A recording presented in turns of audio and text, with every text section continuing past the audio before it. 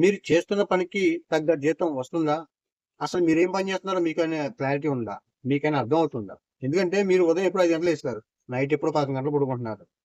మీరు watchman duty చేస్తున్నారని మీరు అనుకుంటున్నారు. కానీ సెక్యూరిటీ గార్డ్ కూడా మీరే చేస్తున్నారు. ఎందుకంటే వాచ్‌మెన్ డ్యూటీకి ఉండే అవగాహన కొన్ని పనులుంటాయి. నీళ్ళ ట్యాంక్ కడుక్కోవడం, ఎవరైనా మనకి అపార్ట్మెంట్‌లో ఎంతమంది ఉన్నారు, కొంచెం క్లీనింగ్ ఉంచుకోవడం. అదే వాచ్‌మెన్ డ్యూటీ పని. అంతకుమించి ఏమేమి ఉండదు. కానీ మీరేం చేస్తున్నారు? సెక్యూరిటీ గార్డ్ కూడా వర్క్ మీరే చేస్తున్నారు. అంటే సెక్యూరిటీ గార్డ్ అంటే ఏం పని? సీసీ కెమెరాలు అపార్ట్మెంట్‌లో ఉంటాయి. అయినా కూడా మీరు సీసీ కెమెరాలకు ఫాలో అవుతూ ఉండాలి. ఎవరొస్తున్నారు? అతను డెలివరీ బాయా? ఫుడ్‌కి సంబంధించినోడా? అమెజాన్, ఫ్లిప్‌కార్ట్‌కి సంబంధించినోడా? ఏ ఫ్లాట్‌కెళ్తున్నాడు? సెక్యూరిటీ జాబ్ కూడా మీరే చేస్తున్నారు. మరి మీకు జీతం ఏమిస్తున్నారు? వన్ సైడ్ వస్తది. Watchman duty. వాచ్‌మెన్ డ్యూటీ నువ్వే చేసి, సెక్యూరిటీ గార్డ్ నువ్వే చేసి, అన్ని పనులు నువ్వే చేస్తున్నావు కదా! నీకిచ్చే జీతం ఎంత? అర్థమవుతుందా? నువ్వేమైనా మాట్లాడగలవా? మాట్లాడలేవు. ఎందుకు మాట్లాడలేవు? నీకు రూమ్ ఇచ్చాడండి. ఎందుకు ఆ రూమ్ మన ఇంట్లో మన ఊర్లో ఉంటే బాత్రూమ్ అంత ఉంటది. ఇక్కడ ఉండే రూములు. బాత్రూమ్ నిల్చుంటే కూడా గోడ తగులుతది. కూర్చుంటే కూడా నడుముకి కూడా తగులుతది. అలా ఉంటాయి రూములు.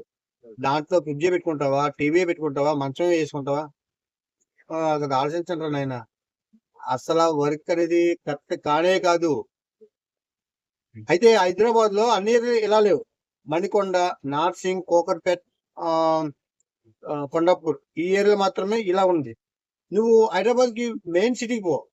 మీకేమైనా రూములు కావాలనుకుంటే తక్కువ రేట్‌లో దొరుకుతాయి.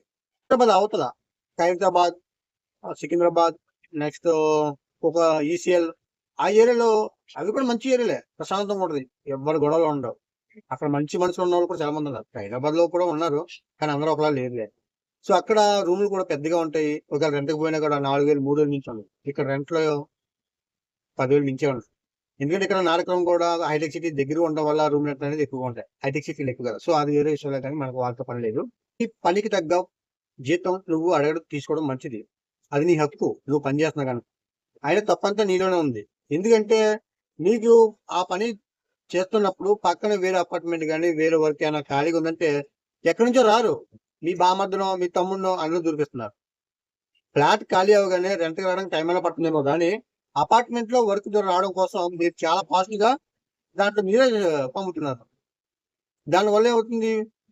ఆ ఫ్లాట్ గెలవడానికి ఏం ఇబ్బంది లేదే. సేమ్ చెప్పేస్తాడు. కేవలం 1000, 2000 కోసం మీరు కక్కుర్తిపడి అంటే అపార్ట్మెంట్‌లో చేరినందుకు కూడా డబ్బులు తీసుకుంటున్నారనుకో, ఇలా కష్టపడి మీ వయసులో మీరు ఆ పనిలో ఇష్టం లేకుండా బలవంతంగా చేస్తున్నారు. సో, జీతానికి, పనికి చాలా డిఫరెన్స్ ఏమీ లేదు. పనికి తగ్గ జీతం తీసుకోవాలి.